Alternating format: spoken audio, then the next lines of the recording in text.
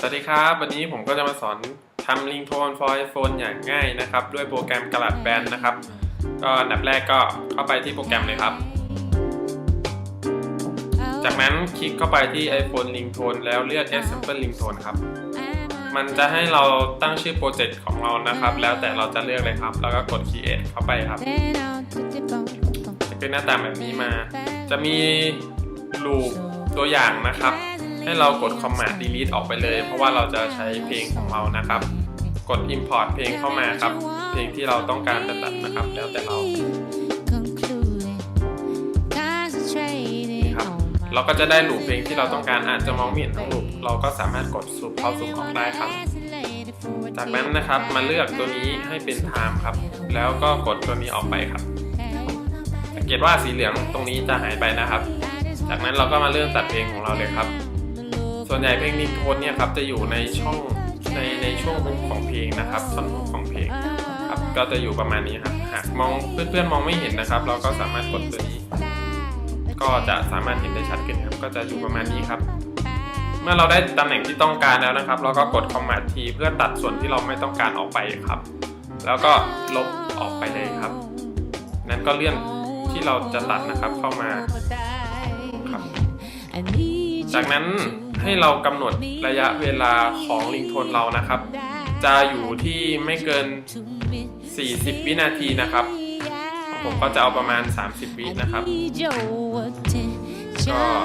จะอยู่ประมาณนี้นะครับไม่ถึง30วิครับจากนั้นเราก็เลื่อนตัวเคอร์เซอร์ตัวนี้ขึ้นมาครับ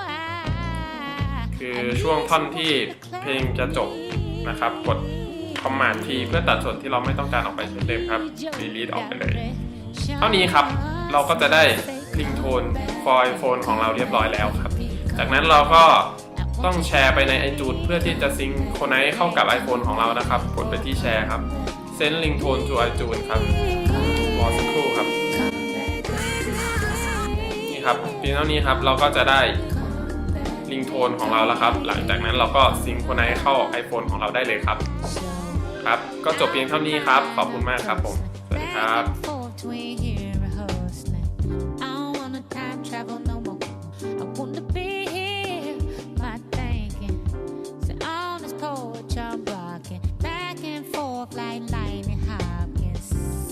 Anybody's beat the sky, they tell them beat me up. So can I get a window seat? Don't want nobody next to me. I just wanna take it out of town to look around in the safe touchdown. See, I just want a chance to fly, a chance to cry, and a long bye-bye.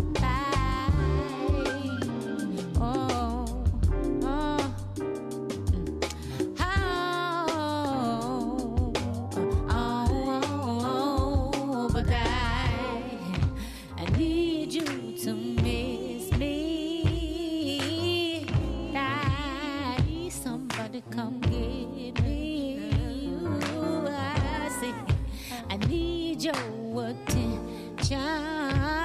yes, and I need your energy, and I do. Oh, I need someone.